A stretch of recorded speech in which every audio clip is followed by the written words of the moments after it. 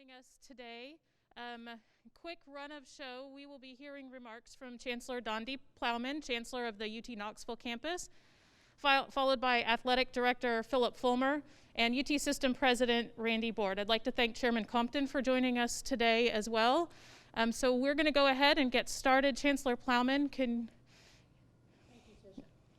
Well, thank you very much for being with us today. Before I address the details of what we're announcing today, it's important that I thank many people, the University of Tennessee community, our fans, our alumni, our faculty, our staff, our student athletes, our coaches, for your patience and trust.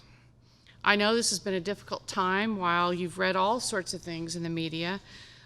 You want answers, you want them quickly, and I've heard from many of you during that process. But I've also heard very clearly from you that you want this done the right way, which is why we are taking the time to conduct the careful investigation that has led to the decisions that we're going to be announcing today. Our administration is deeply committed to sustaining and winning across every sport and doing it with the highest integrity. You have our promise that we are going to do this the right way. Today, we are announcing important changes in the leadership of our football program that are intended to achieve both of these objectives, winning and winning with integrity. But it's important that first I provide the context for the changes that we're going to be announcing. So here's the basic sequence of events that led up to today. On November 13th, my office received a verbal report from a credible source about potentially serious NCAA violations committed by the football program. That information was immediately shared with the university's general counsel, who initiated an internal inquiry. Based on that inquiry and the seriousness of the allegations, the university's general counsel engaged an outside law firm on November 19th. The firm has extensive experience in NCAA compliance matters and is conducting an investigation and providing legal advice to me and the university. That firm is Bond, Shinnick, and King of Overland Park, Kansas. The investigation has been pursued diligently since then and is still continuing.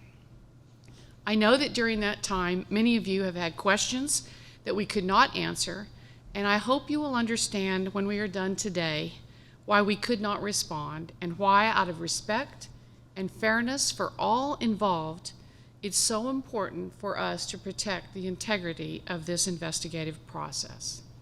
It's also important to understand that aspects of the investigation are continuing and there will still be questions we cannot answer today.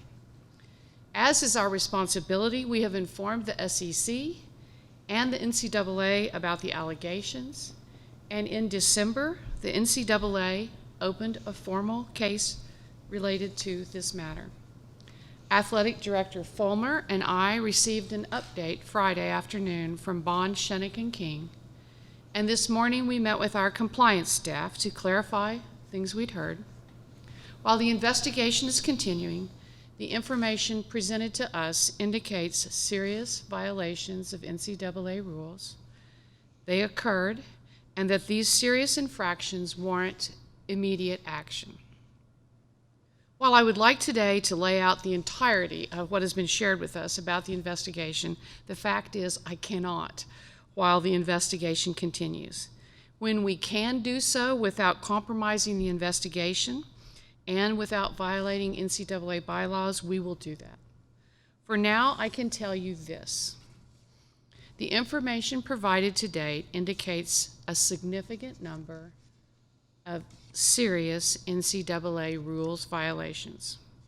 While we have no choice but to continue to ask for your patience while both the university and NCAA investigate, the personnel actions we are announcing today are an indication of the gravity of what we have discovered. Today, Athletic Director Fulmer and I issued termination letters to the following: Assistant football coaches Brian Niedermeyer and Shelton Felton. Also, 4 members of our on-campus football recruiting staff. Additionally, our director and assistant director of football player personnel, and finally, a football analyst quality control coach. That brings me to the question of our head coach. Coach Jeremy Pruitt is the leader of the football program. He is responsible for hiring assistant coaches and the staff and making sure that those who report to him comply with the NCAA rules. This is written into his employment contract. In addition, under the NCAA bylaws, he is presumed responsible for the actions of all staff members who report to him, either directly or indirectly. Coach Pruitt hired and was responsible for monitoring all 9 employees that we have issued termination letters to today. Based upon what we know, it is clear that Coach Pruitt did not adequately promote an atmosphere of compliance and or monitor the activities of the coaches and the staff who reported to him.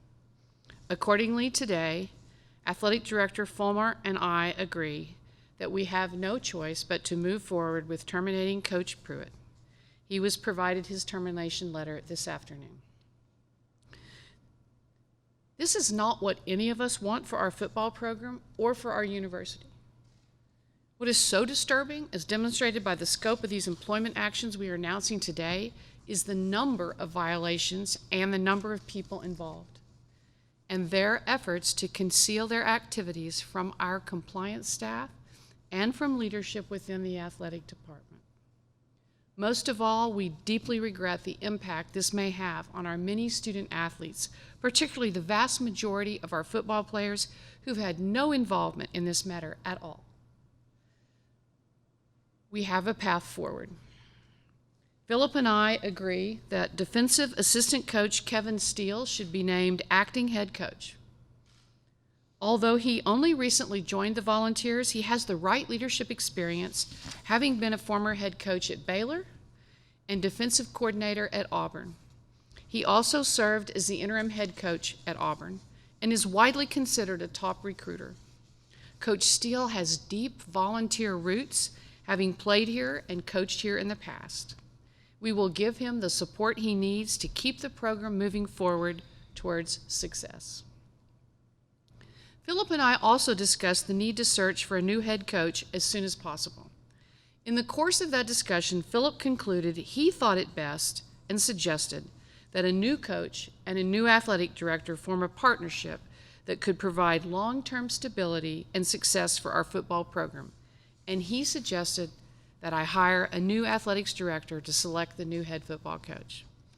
As you know, Philip came out of retirement to take his current position and never intended for it to be long-term.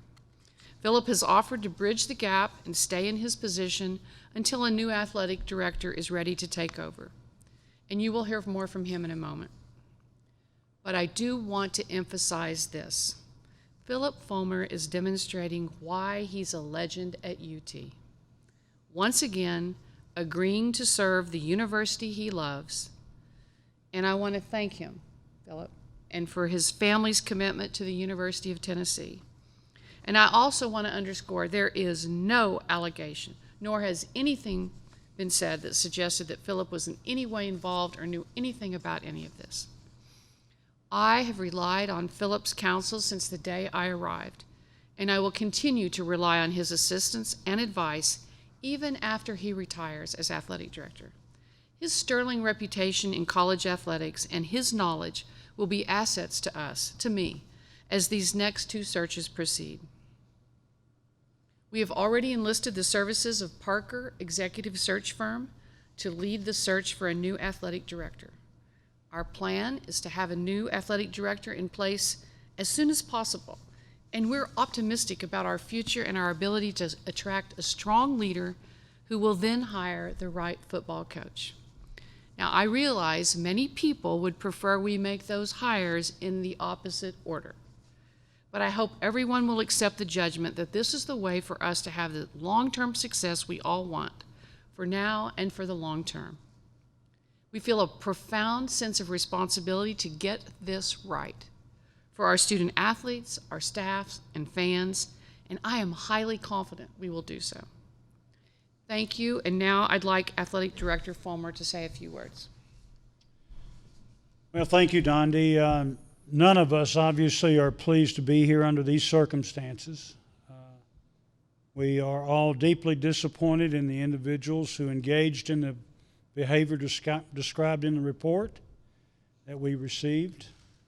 As the Chancellor explained, our general counsel and law firm gave us the report, and it became clear to both of us that new leadership was necessary in the football program.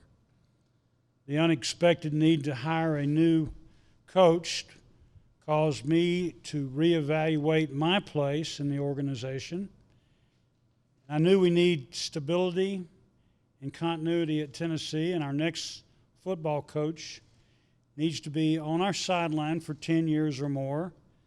And I am confident that we will find that coach, but also am confident that he will want and need to know who his athletic director is going to be for the duration. I asked Chancellor Plowman if we could revisit my position, and she agreed. My thoughts are, I'm 70 years old. I am not going to be the athletic director at age 80.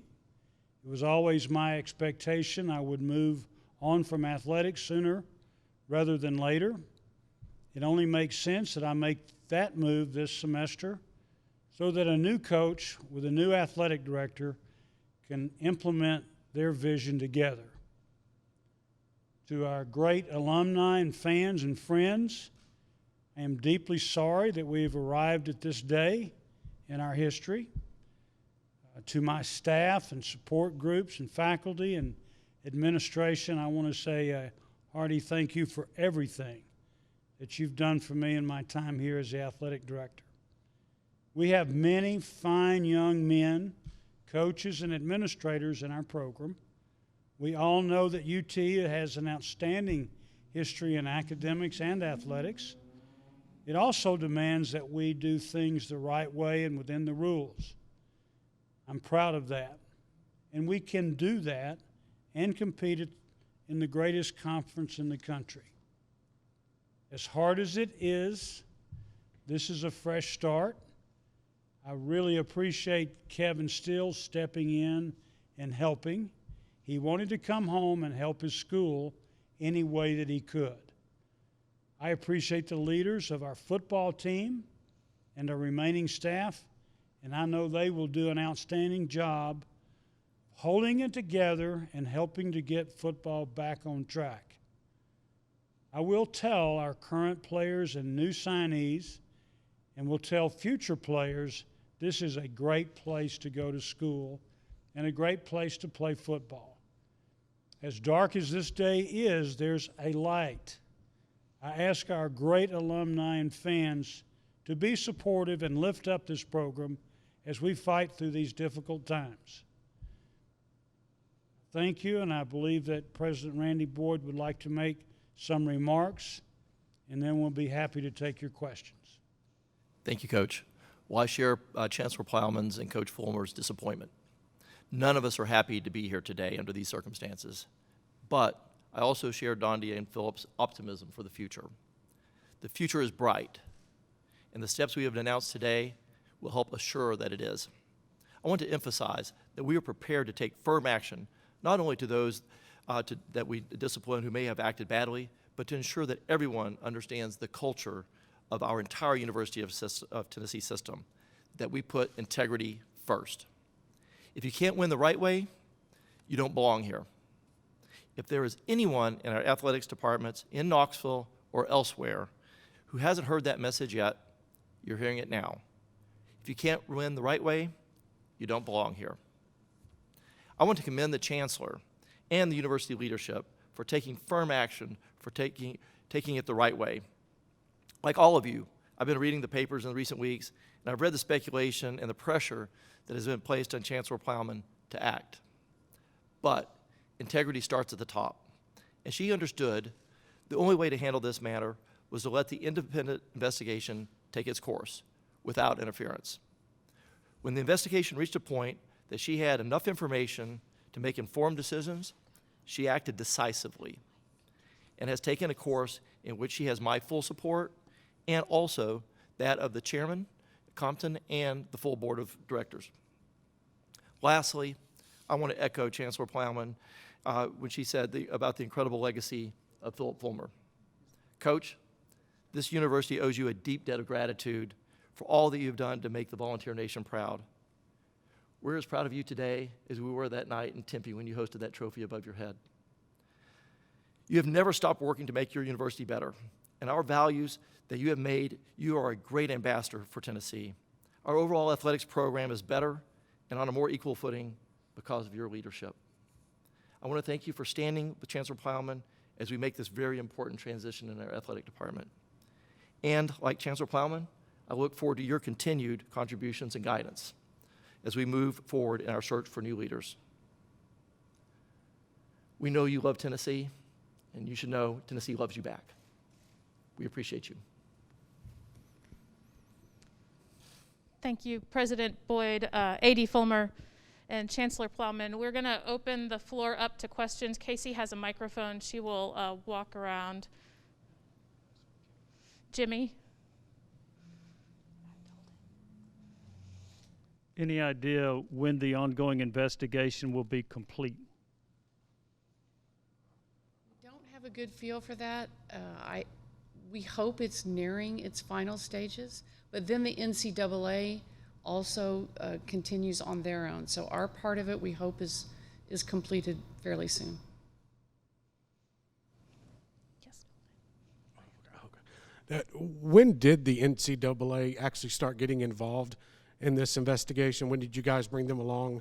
And how's that process been over the last few weeks? So they became our council, involved them, and I know that they've been involved more actively in the last week to 10 days. I think that's right, Tisha, something like that. Yes.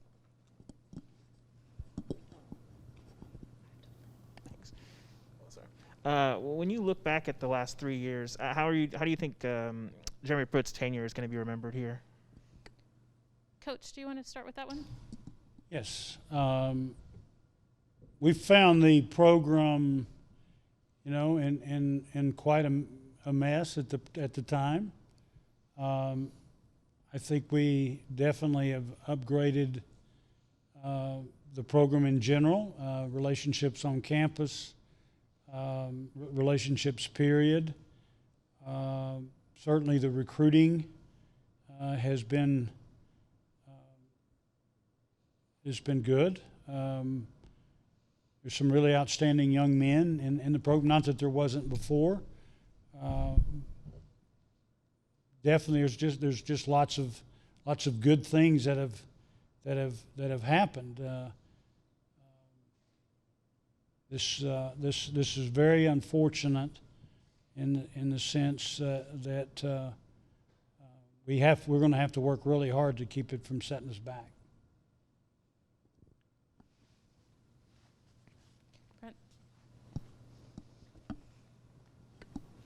Chancellor, in the documents that was put out, it said that you hired a search firm for the athletic director on the 16th of January. Coach Fulmer, when did you go to the Chancellor and about the decision to retire? And was that prior to knowing that you were going to make, that this decision was going to be made today in terms of the termination of Coach Pruitt, or was that made afterwards? I'm trying to figure out the timing because it appears you hired a search firm for a new athletics director at the end of last week before today's termination was announced today.